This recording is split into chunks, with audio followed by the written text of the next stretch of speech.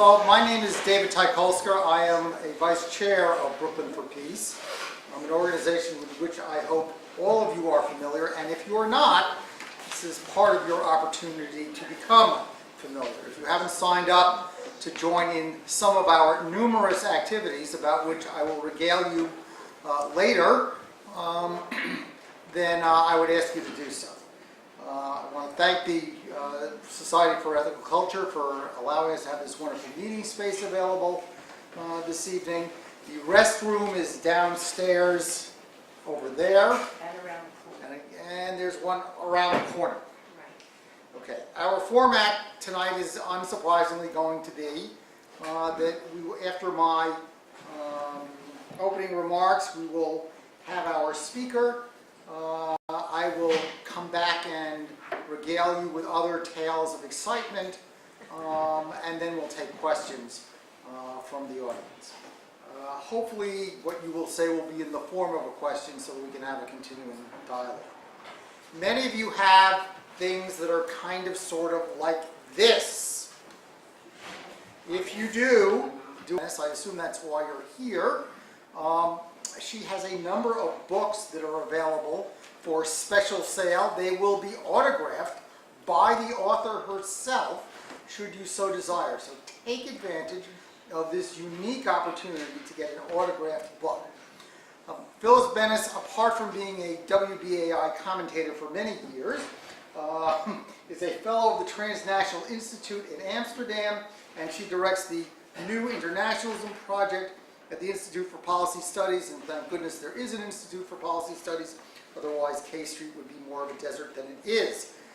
She's helped to found and remains on the steering committee of the U.S. Campaign to End Israeli Occupation, a group with which Brooklyn for Peace is affiliated. She works closely with United for Peace and Justice, the anti-war coalition with which we are also affiliated. She co-chairs the UN-based International Coordinating Network on Palestine. She's played an active role in the peace movement for many years, far more than is listed in her biography. And she continues to serve as an advisor to several top UN officials on Mideast and democratization issues. She's really a wonderful analyst, and I hope you will give her your rapt attention. Thank you.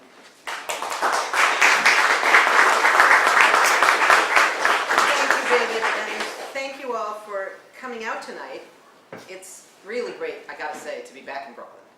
I used to live in Brooklyn, and this was my hood, so I'm very glad to be back. I'm glad to be at the Ethical Culture Society. I'm glad to be with Brooklyn for Peace. These are my peeps, you know, so it's kind of like coming home, so thank you for that. You know, a few days ago, actually, I forget exactly how many, a week, maybe 2 weeks ago, something, I've lost a bit of track of time. But in the last couple of weeks, I was in Iowa for a few days. I was talking in Ames and in Des Moines. I went to see Occupy Des Moines, which was a very inspiring site. Are you using microphones? I think I am. Yes. Not enough? Let's see if we can do something. Let's see if this works any better. How's that? Good, yeah, it's better. Much better? Okay, I'm not going to start all over again, though. If you missed it, sorry. It was just a, love song to Brooklyn. So, what was I saying? I was in Iowa. So I was in Des Moines, and I was in Ames, and a few other places talking about the usual stuff. But one of the events I did, which was in Ames at the university, was for some, special lecture series, and the title that they gave it was The Arab Spring, How Can We Help? And I thought, well, that's kind of an interesting notion, because I think they were thinking of it in the context of what can the U.S. do? What would be the U.S. policy that would be the most useful?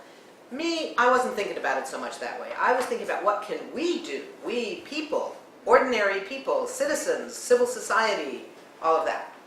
But it made me think about that, and I realized that the first answer to that very crucial question, what can we do to help, is end the wars in Iraq and Afghanistan, stop our government from militarizing and preventing the Arab Spring from moving forward, and stop U.S. support for the Israeli occupation and apartheid. That seemed pretty easy. It was like, okay, now can I go home, But we're talking now at a moment of, it's a rather extraordinary moment. We have a huge victory to claim as our own. It's an incomplete victory, but it's still enormous. And that is the announcement of the withdrawal of troops from Iraq. That is our collective victory. This is not something the Obama administration wanted. Despite all the election stuff about I will end the war in Iraq, and oh yeah, by the way, I will escalate the war in Afghanistan. That's the promise he kept, yes. But there was a lot of claimed interest in ending the war in Iraq, but at the same time, the military was having none of it. The military's line was, we got to stay. We got things to do. We're not done here. So, okay, they had a lot to do, and a lot of what they had to do involved what militaries always do, killing people and breaking things, right? So, in that context, the fact that President Obama listened to us, the people, who now in the 75% or so range have been saying, get out of Iraq now, that this is not a war worth fighting, is a real victory. Now, we didn't do this victory alone. The victory belongs to the global peace movement, the US movement, and especially to the people of Iraq, who have been so incredibly clear about not wanting the continuation of the US occupation. Some of that opposition obviously took a military form. A lot of it took a non-military form. But it was strong enough that the US-backed, corrupt, weak government in Baghdad didn't have a whole lot of choice. He knew he could not get public support, so he didn't try to keep the troops there. Ironically, this is a situation where both the US president and the Iraqi prime minister, they really want to keep US troops there. They both have an interest in it. But the people in both countries, oops, not so much. So the problem they faced was, how do we do what we want when our people don't want us to? On both sides. So they both are saying, we must end this war, right? But for the moment, let's just keep a few troops here. Maliki, of course, wants US troops because it's not at all clear that his government will survive without those troops. Now, I'm not convinced that would be the worst thing in the world. His government is nothing to write home about. But it is kind of where the dependency lies. He couldn't even get the support of his parliament, let alone the people, to support what would be necessary to keep the US troops. The US wants to keep the troops for the military reasons, but they couldn't do that unless they get the Iraqis to agree to something called immunity, right? Iraq was having none of that because they knew what the US troops did with immunity over the last 8 years, and it wasn't a very pretty sight. Immunity means if the US troops are there, they're not accountable to Iraq, to the Iraqi justice system, they're not accountable to Iraqi civilians. They can do whatever they want to Iraqis. They can kill, maim, rape, torture, as they've done for 8 years, and they wouldn't be held accountable. So the US position was, without immunity, we're not staying. And the Iraqi position was, well, we really want you to stay. Can't you kind of reconsider? We can kind of fudge it. Nope, we want immunity. After all, we had immunity for 8 years. We're not giving it up now. That's what they couldn't agree on. So guess what? The agreement that George Bush was forced into signing with Iraq back in November of 2008, in his last months in office, is actually going to be implemented. That's huge. That's a huge victory. Now, let's talk about why it's not an all-sided, comprehensive victory. Because even if they abide by the letter of that agreement, the SOFA it's called, the Status of Forces Agreement, and pull out all the troops by the end of this year, there's about a little less than 40,000 left, and all the Pentagon-paid mercenaries, Pentagon-paid contractors, that's about 70 to 100,000 at any given moment. Even if they did all of that, there's a little glitch in the language of the SOFA that says we have to withdraw all the troops and all the Pentagon-paid contractors, but it doesn't say anything about contractors paid by somebody else, like the State Department, for instance. So what do we see going on at the State Department? A massive, quick move to sign a bunch of contracts so that all these contractors can stay in Iraq, do the same thing they're doing, rape, pillage, mayhem, whatever, but they won't be paid by the Pentagon, so it won't be a violation. How's that for good lawyers? So we need to keep the pressure on to pull all of them out. We're building, as you all know, the biggest embassy in the history of the world. It's going to have 5,000 people. Of those 5,000 people, more than 4,000 are there for security. There will be 16,000 at least, that's the number we're hearing about, State Department paid contractors to provide security and more. So it's not quite an end to the war.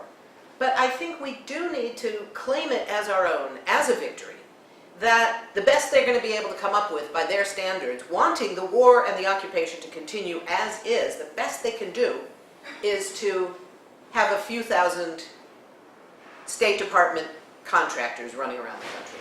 That's a pretty good victory. It's not complete, but it's a pretty good victory for us. I'll get to questions after, okay? So that's kind of the context in which we're looking at what's happening with the Arab Springs that are springing up all around the world. There are a lot of problems right now in the Arab Spring, but it is still a thoroughly exciting, incredible, far out, wonderful, huge thing that's happening. It is a revolutionary process that has incredible potential to transform this region. Now, is it a guarantee that the region is going to come out of this fabulous? No guarantees in life. But when you're talking about the overthrow of primarily US-backed dictators, that can only be a good thing. That can only be a good thing. What comes next is going to be really, really hard. What comes already in the ones that are still underway, really hard. What comes after in the ones where there's been an initial victory, like Egypt and Tunisia, is going to be really, really scary. Tunisia's election this last weekend has been fantastic. We don't know all the results yet. The initial results are that it will probably be a coalition government between the mainstream Islamist party and the mainstream sort of semi-progressive, more or less secular party. That's not bad. Together, it seems, those two parties had somewhere in the area of 60 to 70% of the vote. That's not bad for a coalition government, and they're already talking to each other. None of this sectarian stuff. That's a good model. These are fundamental challenges to U.S. strategy in the region. I mean, look what the U.S. gave up in Iraq. The U.S. didn't succeed in its war. This war was about a bunch of things. It was about making sure that all Iraqi oil contracts were going to be won by U.S. oil companies. Didn't happen. It's about making sure that Iraq remains a country that is pro-U.S. both in its population and its government, and anti-Iranian.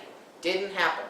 This was a war designed to make sure that the U.S. could continue to use Iraq permanently for permanent bases and as a launching pad for attacking Iran.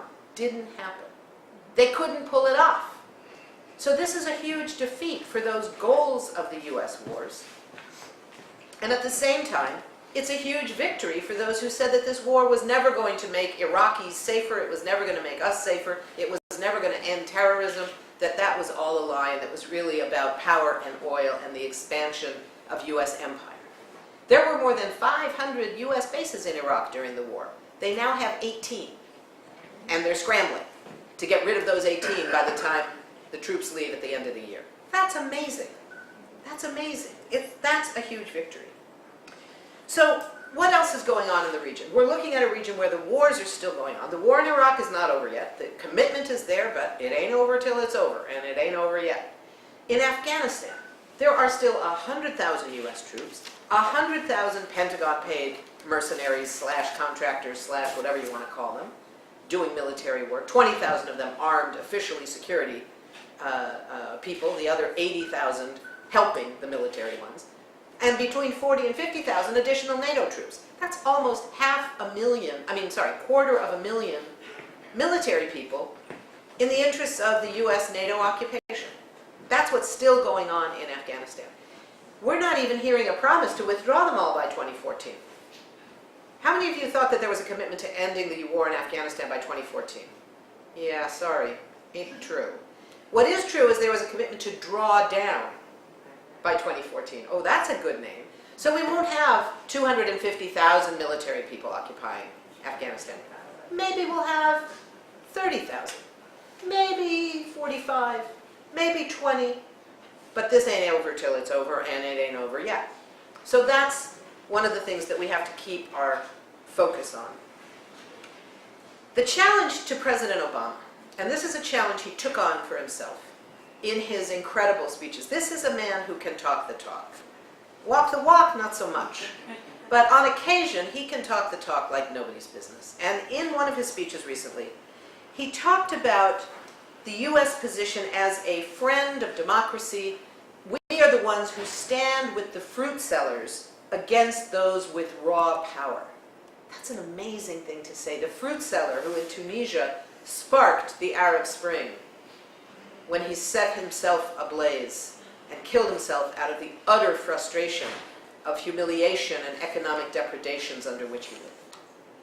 And for the U.S. to say, we stand with the fruit sellers against those with raw power, that's huge. The problem is, how's he supposed to do that when those with, quote, raw power, to use his own term, are our guys? Let's not forget Gaddafi was our guy until about a week ago. Well, actually that's not true, until about 5 months ago. But until the Arab Spring came to Libya, and people made what I happen to think was a somewhat fatal mistake in asking for military intervention, Gaddafi was our guy. The U.S. didn't need to go to war in Libya to control the oil. We had all the oil contracts we needed. The Europeans had more, the Italians especially. I mean, but it wasn't only about the oil. Remember, as of 2002, 2003, Libya had been, quote, brought in from the cold. So what did that mean? It means that there had been new negotiations. Gaddafi had agreed to pay reparations to the families of the Lockerbie bombing. There were clear moves to disarm his nascent nuclear program. He had promised new political and diplomatic relations with the West. He was our guy, and there are pictures all over the internet to prove it. Arm in arm with President Obama, arm in arm with President Bush, arm in arm, notably with Condoleezza Rice, I'm not going there, arm in arm with Berlusconi, with Tony Blair, with all these guys. He was our guy. So what's the deal? Why did we have to go to war? Well, look at the geography. I wish I had a map, but I don't. So imagine the geography. You all know the basic geography of North Africa. Here's Libya, surrounded by Egypt and Tunisia, right? In the throes of the Arab Spring, in the throes of overthrowing US-backed dictators. So what's going to happen to Libya in the middle of all that? And for the Europeans, of course, there's a racist undercurrent of anti-immigrant stuff about, oh my God, are all those Libyans going to come here? Bad enough we're going to have these Tunisians and Egyptians and whatever. So there's a bunch of reasons why there's worry. Even though Gaddafi's our guy, he's also mercurial, he's kind of a nut job as seen in Washington. So what are we going to do if he changes his mind? I mean, after all, he wasn't our guy for a very long time. He's been our guy for not very long. So what are we going to do? Well, the Europeans decide they're going to go to war. Starts with the French and then the Brits. The French in particular, Sarkozy was freaked out because his Poles were in the basement, partly because of what he had done and not done about the Arab Spring in Tunisia, former French colony, right? Suddenly the spring of democracy hits the former French colony, and what does France do? It embraces the former dictator. So, oops, bad planning, bad planning.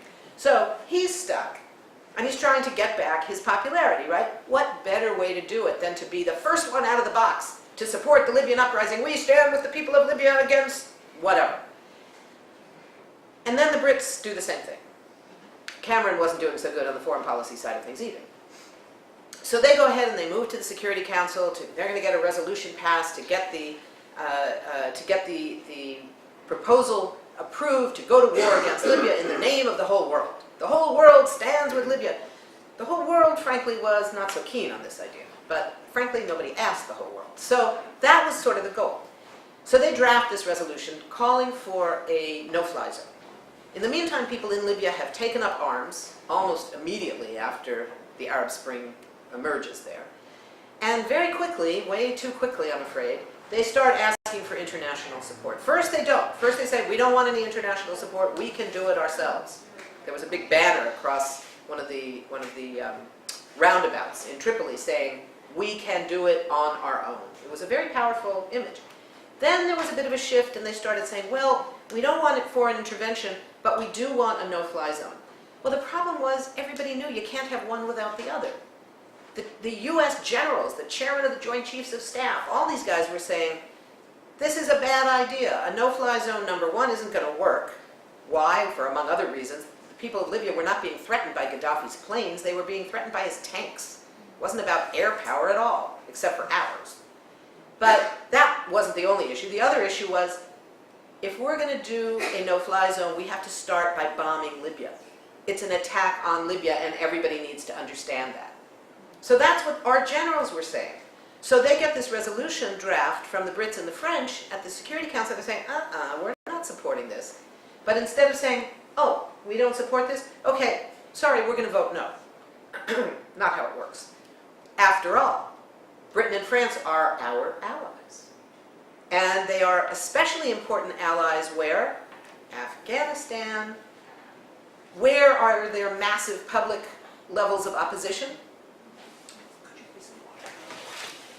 Where is there massive public opposition to the role of their governments in supporting the U.S. in Afghanistan? Britain and France. So what is the U.S. worried about? Britain and France might pull out of Afghanistan, not a good plan.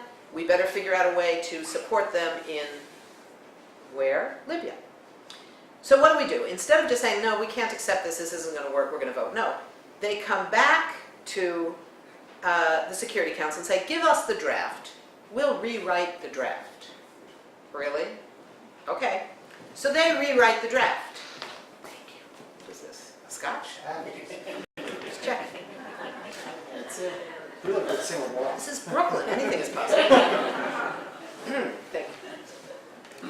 It's apple juice. Dark. I was looking for single malt. So, where was I? Oh, Libya, right. Yeah. It's really not single malt. So, the resolution gets passed. Through a lot of sleight of hand, they get this, the Arab League, half the Arab League, in fact. Half the Arab League wasn't invited to the meeting. The Arab League has 22 members, 12 of them were at the meeting. 10 out of the 12 voted to support a UN resolution calling for intervention in Libya. The other 10 weren't even invited to the meeting, 2 voted against. It was really ugly. The African Union was seen as useless because they were seen as being in Gaddafi's pocket. Largely true. Gaddafi had thrown huge amount of money at sub-Saharan African countries, much of which went to important infrastructure projects, roads, clinics, schools, all the real stuff, and a huge amount of which, of course, went into the pockets of corrupt African government officials at virtually every level. So there was a huge showdown in the international community. France and Britain win out with US support. China and Russia reluctantly agree they won't stop it. They don't support it, they won't vote for it, but they abstain, allowing it to go through. So it's a mess, but supposedly it's a legal mess. And then all of a sudden we find out that the wording of the resolution doesn't just say a no-fly zone, it says a no-fly zone and all necessary measures. That's the crucial language. All necessary measures to protect civilians. Now it doesn't say protect which civilians, against whom, for how long, with what weapons. You know, I had a letter published in the Washington Post a few weeks ago because in one of these background articles, which was otherwise quite good, in fact, they had described, not as a quote attributed to anybody, but just as a statement of fact in this article by the Post, they described the UN resolution as calling for protection of civilians from the Libyan government. I was like, no, it didn't say that. It said, protect Libyan civilians, period, full stop. So I wanted to know who was going to protect the Libyan civilians in Sirte, which the US and NATO were bombing with a vengeance. But they weren't being threatened by Gaddafi's forces, they were being threatened by our forces. Who's going to protect them? So this was a really serious breach of any rational understanding of what the role of the UN Charter is when it talks about ending the scourge of war. This turned the Arab Spring in Libya into a civil war, with the US and NATO on one side. And now they've won the military battle. Where it goes from here, I think we are very far from knowing. There is certainly a chance that a post-Gaddafi Libya, wealthy as it is, may emerge as a fantastic state for its own people, with a democratic government as defined by them. But I think that's really unlikely. We are seeing a greater level of divisions within Libya that has been seen for 42 years or more. The divide between East and West. So how many of you saw TV coverage of the celebrations 3 or 4 days ago when they announced the quote, liberation of Libya? It was, some of you did, it was a huge gathering. I'm guessing 300,000 or 400,000 people. This was not a rent-a-mob. These were people passionately thrilled with the overthrow of Gaddafi. There is no question about that. But they were in Benghazi, the eastern capital, which had been the centerpiece of the uprising. And the question then is, what if they had held that ceremony in Tripoli? How would the balance of popular support have looked differently? What if it was in Sirte, Gaddafi's old hometown, from which numerous civilians fled to get away from the fighting? Not all of them were Gaddafi supporters by any means, but clearly many of them were. They are going to come back to a city that has been devastated, where houses were looted and then burned to the ground, and then the city bombed by NATO over 2 brutal weeks. They are going to come back to catastrophe. So the question of how to rebuild when the so-called National Transitional Council has very little support at home. The militias have made clear, we're not accountable to those guys. We liberated the country, they didn't. There's tremendous antagonisms already among the militias, between the militias and the TNC. It's a mess. It's a mess. And we don't know how it's going to play out. But the US is cheering him on. That always makes me nervous. And we'll see. Libya, I think, remains a very open case. The other parts of the Arab Spring, I don't want to go into a lot of detail, but I would say that the situation in Yemen is moving further in the interests of democracy. The dictatorship, US-backed for all these years, you know, the US counted on him to allow us free rein to commit murder of Yemeni citizens as well as American citizens across Yemen with our drones. It's not likely that any new government is going to allow that, and the US knows it. So while they're talking the talk about supporting the democratic forces, they are doing nothing to undermine the power of the regime. In Bahrain, it's even worse. The US is bolstering that regime, talking a little bit once in a while about, oh, well, we wish that they would engage in serious reforms. Oh, okay, well, your wishes are worth a whole lot when you've got the Fifth Fleet based in Bahrain. You know, what they're not doing is saying, just for starters, you're repressing your own people, you're slaughtering people in the streets.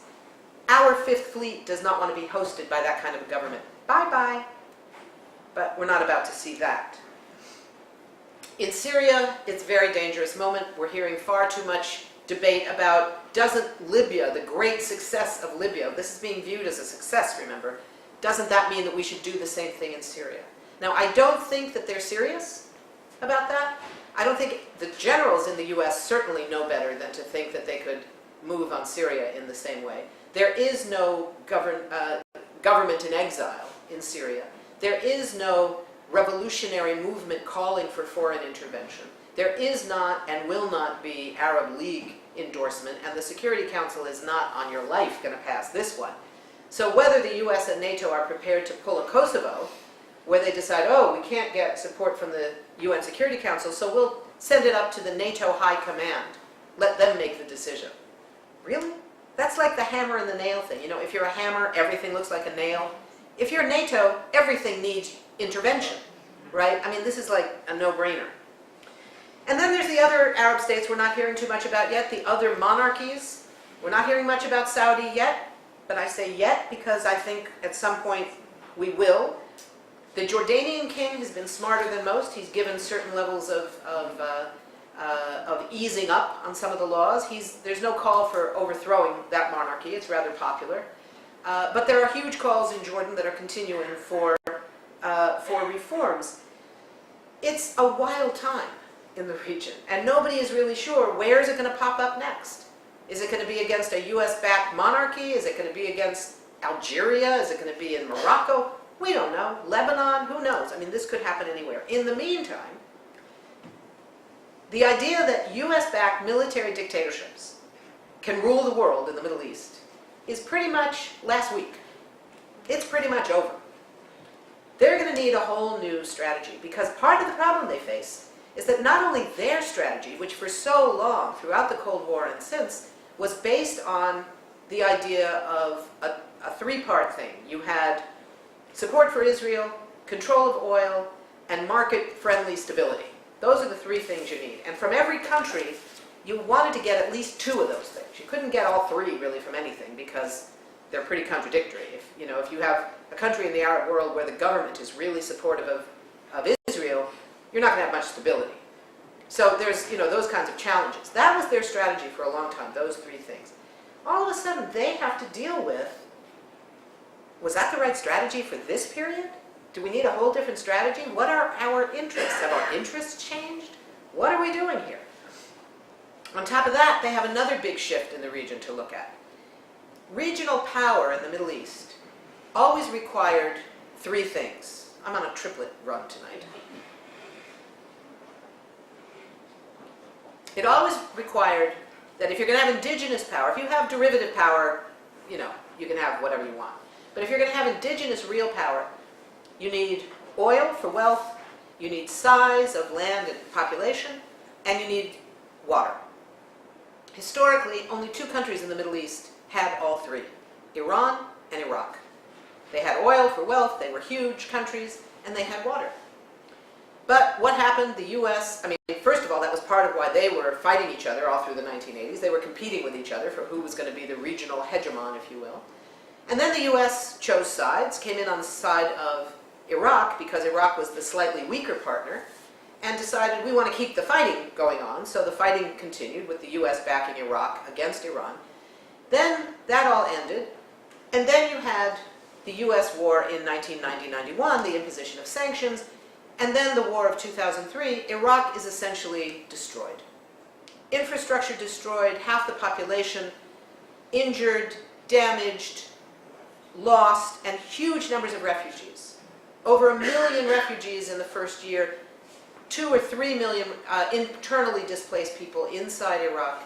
Iraq is a mess. Iraq is no longer one of the regional powers. It has lost that. But suddenly, in the last few years, this other country that never had something to take seriously because it didn't have money, we knew it had water and it had size, but it didn't have any money. It was the poor man of Europe. Turkey, all of a sudden, who knew, emerges with the 17th wealthiest country in the world, 17th biggest economy in the world. Turkey now, with its size and its water, without oil but money from other means, is now a major regional player. And although it's not an Arab country, nor is Iran, interestingly enough, it is more influential in the Arab world than any other single country, including Iran, but certainly including all the Arab states. In fact, I wish I had it with me. I just saw the latest from the Zogby International poll in the region. It was fascinating. When I took the bus up yesterday from DC, there was a guy sitting next to me on the bus who works for one of the think tanks and had just gotten these new figures. And it was astonishing. The highest level of support for the US in the entire Arab world was in Morocco. And it was, wait for it, 20%. It was 0 from Pakistan. This was in the Muslim world, the framework. It was 0 in Pakistan, 0 in Lebanon, and 0 in 2 other countries that I'm forgetting. The high for the US was 20% in Morocco. But Turkey was at 75% in half a dozen countries and had a low of, I think, around 50 or 60 somewhere. This is astonishing. And this is all new. Turkey is a NATO ally of the US, right? But I got to say, day before yesterday, when I heard Hillary Clinton in her usual daily threat to Iran, she has to do that every morning like brushing her teeth, when she was threatening Iran on Tuesday, it was they should not forget on the issue of, we're withdrawing our troops from Iraq, but don't forget we're still in the region, and don't forget our NATO ally is there. And I'm thinking, oh really, girl? You want to talk about Turkey as being willing to fight your war against Iran? I don't think so. Turkey and Iran right now are the regional powers of the Middle East. But what's so interesting, unlike Iran and Iraq, that fought each other numerous times, Turkey and Iran are not fighting each other. They compete politically, they compete certainly economically, and to a certain degree they compete strategically, but they're not competing militarily. They don't need to. So the notion that the US is going to call on its, quote, NATO ally, Turkey, and say, will you please go to war against those guys? I don't think that's going to happen. So this is a whole new world. And it's a whole new world of possibilities for us in the peace movement. Then we come to the grand old struggle of that region, our favorite struggle, the Palestinian-Israeli conflict. There has been and continues to be a Palestinian Spring. It began, interestingly, in 1987.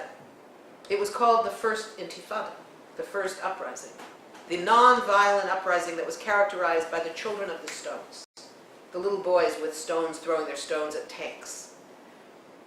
And it got derailed with Oslo, and then eventually the Second Intifada that was very much the action of a small group. It was not a massive society-wide shakeup. You know, it's interesting, I've been thinking about this a lot. The word Intifada that the Palestinians used to describe that uprising, they chose the English word uprising as the translation, and that's sort of what everybody translates it as. It doesn't actually mean that. The word actually means shake up or shaking out, something like that. That's the implication of it. And it was very deliberately chosen because there was a sense during that first Intifada that this wasn't just an uprising against occupation. This was a shake-up of power relations throughout Palestinian society. So you had a shake-up of gender relations. Women were playing huge, important leading roles. You had a shake-up in the relations between children and their parents. You had a shake-up in class relations. There was a whole host of things that happened inside Palestinian society that engaged everybody. That's what was so amazing about it. None of that is really relevant at the moment. I just sort of had to say that because the word Intifada keeps being used. So the Arab Spring comes to Palestine in the form of the nonviolent mobilizations that have been going on for more than 10 years now, challenging, in the last 5 years, the rise of the so-called apartheid wall, the separation fence that Israel is building throughout the West Bank that divides Palestinians from their fields, divides Palestinian villages, divides Palestinian villages from the cities that they identify with and travel to, that have destroyed Palestinian life in the West Bank. In Gaza, you know the story of the siege, the blockade, the imprisonment of 1.5 million people that continues. And yet there is nonviolent struggle that goes on there as well. Protests at the crossings, demanding that workers be allowed to cross, that the Egyptians open the crossing through Rafah. All of this has been going on with the absolute refusal of the US mainstream press to acknowledge that there is a Palestinian component to the Arab Spring. Sorry guys, it's there. You can talk about it or not talk about it at your choice, but you can't wish it away. It's there, it's huge. It's linked to the global movement for what's known as BDS, Boycott, Divestment, and Sanctions, which is the Palestinian strategic plan for how to put nonviolent economic and social pressure on Israel to end the occupation and end its violations of international law and human rights. How do you do that? Through divesting from corporations that are profiting from occupation, as both the Methodists and the Presbyterians are on the verge of doing. Boycotts of Israeli-made goods that are profiting from occupation. The cultural boycott, the Pixies, looking around the room, how many people here even know about the Pixies? Not too many. Challenge to Brooklyn for Peace. Younger people, they know who the Pixies are. The Pixies, Kareem Abdul-Jabbar, a bunch of other artists are refusing to play in Israel because they don't want to support a settlement-based economy. That's starting to bite. Israelis are starting to feel worried, as they should. This is the situation white South Africans were in. When the world was isolating them, they were saying, wait a minute, we're like you, we're white people, we're Europeans, we're anti-communists, what's your problem? The Israelis don't say quite that, but it's kind of close, We're like you, we're modern, we're green, we're liberal. What's the problem? Well, the problem is you're profiting from occupation. Sorry. Stop profiting from occupation and the Pixies will go play in Tel Aviv. It's as easy as that, So the Palestinian Spring has been amazing. On the other hand, unlike in the rest of the Arab Spring, U.S. policy has not changed one bit. What has changed, and the Arab Spring as a whole has had a huge part in this, is the discourse in the U.S. You all know this. The last 5 years has seen a greater shift of the discourse on Israel-Palestine in this country than the Jewish community. Not anymore. They're the centerpiece. AIPAC's on the right, J Street's in the middle, Jewish Voice for Peace, which now has 200,000 members and 60 or so chapters around the country, they've become the left. J Street is in the middle. J Street plays an important role, but they're no longer the left wing of mainstream Jewish community identity. This is huge. What we haven't figured out, and this is the struggle we've had for the last 8 years around Iraq, for the last 10 years around Afghanistan, and for the last, I'm not even going to count how many years on Israel-Palestine, the change in discourse doesn't translate into a change in policy.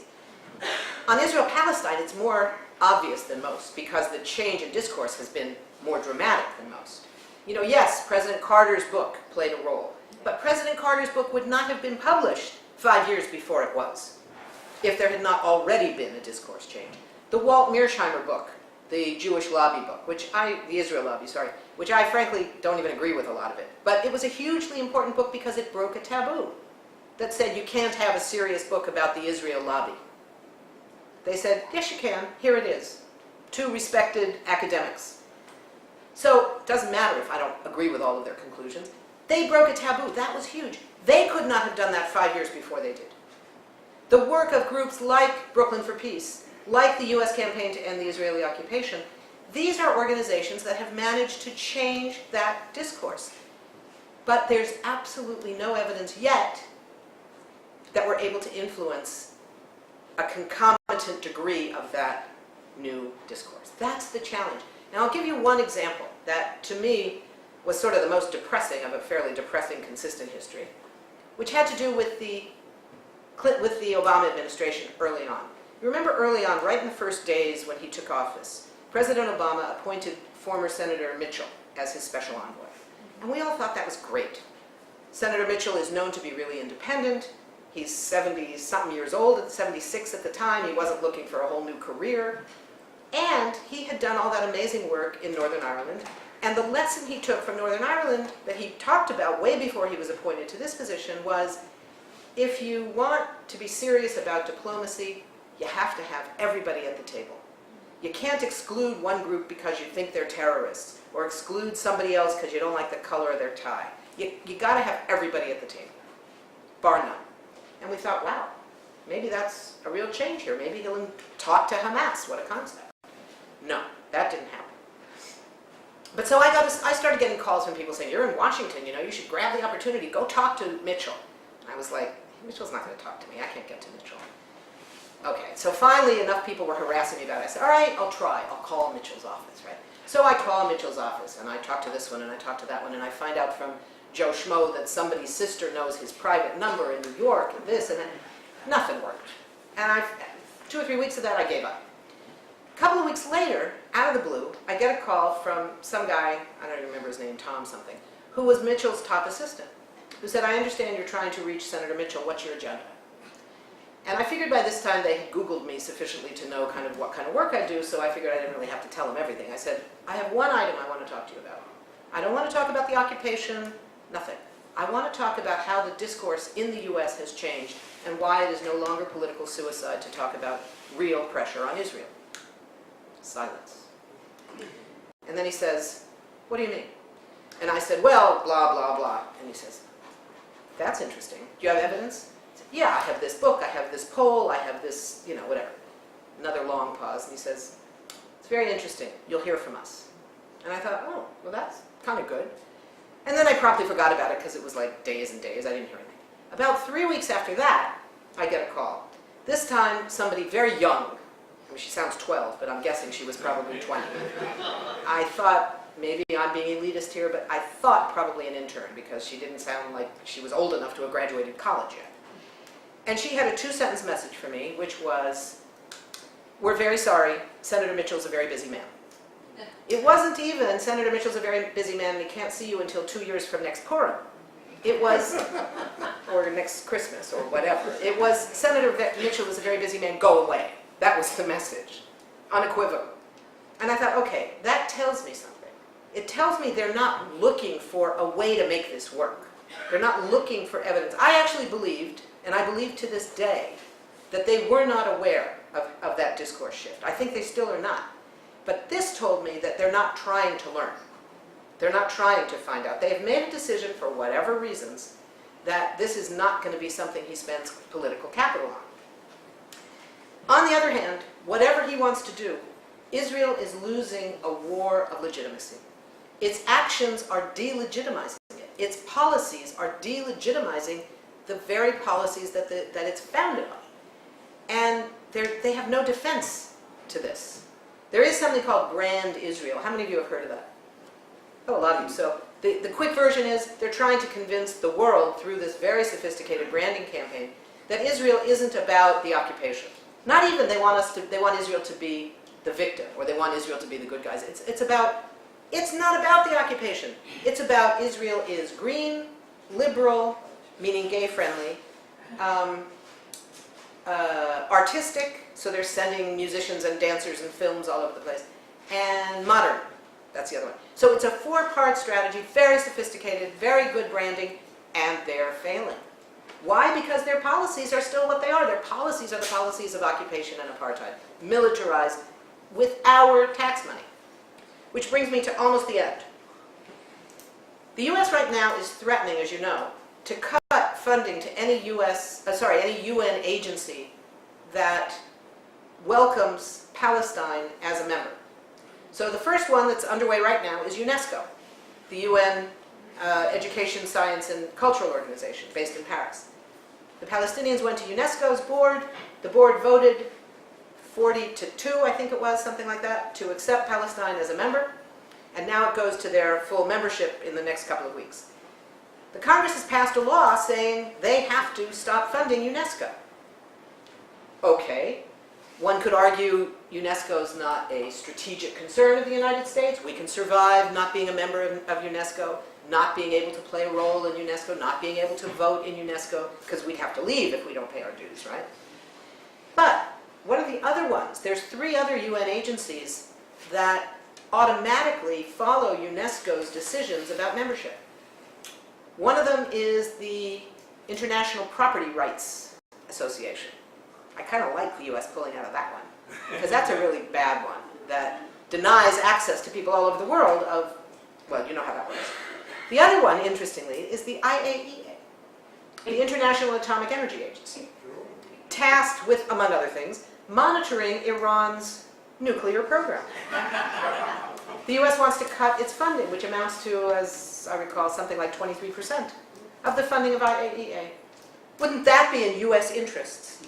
Because, among other things, it would mean that not only would IAEA lose that funding, the U.S., assuming that IAEA continued doing their work with other funding, maybe China would make up the difference. But the U.S. would no longer have access to it because they wouldn't be a member anymore. Wouldn't that be interesting? So, I mean, it's like, really? Are you people that stupid? I mean, this is like insane. Yeah. Thank you. I don't make such accusations. I only ask questions.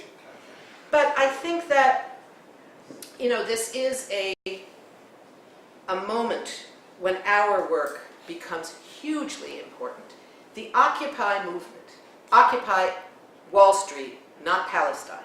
That's the latest call from the Palestinian civil society organizations. Occupy Wall Street, not Palestine. It could also be, and should be, Occupy Wall Street, not Iraq. Occupy Wall Street, not Afghanistan. Occupy Wall Street, not Pakistan. Yemen, Somalia. I don't even want to go further. But this is a moment when the costs of these wars become fundamental. 2 crucial resources that you all need to know and have on the equivalent of speed dial on your computers. When you talk to anybody, have it in your head. The National Priorities Project and aidtoisrael.org. They both do the same thing. With both of them, you click on a city, you click on a congressional district, you click on a county, you click on a state, and it will tell you how much money that city, just for example Brooklyn, spent on the war in Iraq in 2011. The wars in Iraq and Afghanistan from 2001 until now. The Pentagon's budget for this year. You can pick whichever one you want. That's on the nationalpriorities.org. On aidtoisrael.org, Of the $30 billion the U.S. is committed to and is in the process of paying out in military aid to Israel, the average is $3 billion a year, but it is a total package of $30 billion that we've committed to. You do the same thing. You click on your city, on your state, on your congressional district, and it will tell you how much of that $30 billion Brooklyn is responsible for and what you could have used that money for. So just for instance, I just happened to have gone online and checked it out. For for Afghanistan spending alone, just Afghanistan, not Iraq, for this year that's just ending, fiscal year 2011, Brooklyn spent $1.1 billion of your tax money. $1.1 billion. Now what could you have done with that money if you didn't spend it on Afghanistan? Just for starters, you could have provided low-income health care for 125,000 people in Brooklyn who don't have health care. You could have hired 12,369 elementary school teachers or 13,997 firefighters. Need I go on? This is what we are now facing. The moral questions of the deaths of Iraqi civilians, the deaths of Afghan children, has not worked to end the wars. We need to hold on to that moral reality. But we need to build our mobilizing in the context of what is mobilizing people across this country right now. And that is, we have no jobs, we have no money. Not because there's no money in the country, we're not a broke country. We are still the wealthiest country in the world. But it's that 1%. Being the 99% means all of this. It means that the 99% know there's two reasons why we don't have money for jobs, for healthcare, for education, for infrastructure. One is that the rich and the corporations don't pay taxes. And the other is that we're paying billions, hundreds of billions, now a total of 1.3 trillion in illegal, immoral wars across the world that don't keep us safe and that are slaughtering people around the world and creating new terrorists with every bomb they drop. That's the message, and in a sense, that's our job. As a peace movement, our job is to integrate ourselves into these other movements, bringing all that information along with us. Not asking people to come to us, come to our event, come to our teach-in, come to our protest. We go to them. We go to them with these facts and figures. We go to them with support. Fighting for jobs? Who's losing jobs in Brooklyn? Who's losing jobs in New York? Is it the teachers' aides are losing their jobs? Is that the campaign? Whatever the campaign. We come in with the information about why the wars are making it impossible to find money for jobs. So I think that when we're trying to figure out what to do about the Arab Spring, it comes back to that question they asked me in Iowa. How do we help? Well, we help by changing our government's policies. We help by making it impossible for the U.S. to fund the Israeli occupation, to back dictatorships in Saudi Arabia and Bahrain with weapons, to be sending money to half the dictators left in the world. One of the latest, I'm going to finish in a second, but I got to just tell you the latest outrage. You know, on this last trip, Hillary Clinton was in Afghanistan and she was in Pakistan and she was in here and there, and then she went to Uzbekistan. Why'd she go to Uzbekistan? Because Uzbekistan had a base they used to let us use, and then they stopped letting us use it. And then a couple years ago, they started letting us use it again. So we want to expand that base, and the U.S. wants to use Uzbekistan as the basis for a new transport web, a transport system, a network. They call it the Northern Transport Network, to get stuff into Afghanistan. Why? Because we're increasingly at war not only in, but now with Pakistan. So we're not going to be able to use Pakistan to get that stuff into Afghanistan. We need an alternative method. That means coming in from the north through Uzbekistan. But you know what? The government of Uzbekistan, President Karimov, has one of, and I would say, the worst human rights record in all the world. You know what his regime is famous for? Boiling people alive. And luckily, one of the journalists traveling with Secretary of State Clinton asked her representative at the last press conference, while in Tashkent, the capital of Uzbekistan, can you tell me when was the last time this regime boiled anybody alive? but then undermined her or his own case by saying, or was that just a thing of the past? And the top unnamed State Department official said, that's a thing of the past, we're looking forward. I don't think boiling people alive is something you just forget about. You just look towards the future. We won't talk about that anymore. I don't think it works that way. The issue of human rights is at the core of what we're doing. If we want to talk about women in Afghanistan, it's not enough to say the Taliban were terrible to women. Yes, of course they were and are. The Northern Alliance warlords were and are terrible to women, and they're the ones in the government. Women die in huge numbers in Afghanistan, too early and too young. Not because the Taliban kill them, they die in childbirth. Because you know the number of where Afghanistan is on the UN figures of which country is the worst country in the world for a woman to live through childbirth? Afghanistan's number one. It's the worst country in the world. That was in 2000 when the Taliban were running Afghanistan. You know where it is today? Same place.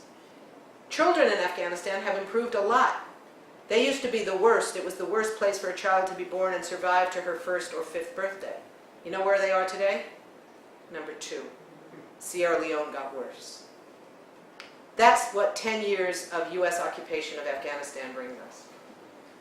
So when we hear about, well, we have to stay because what would happen to the women, remind them of that little soundbite. Thank you.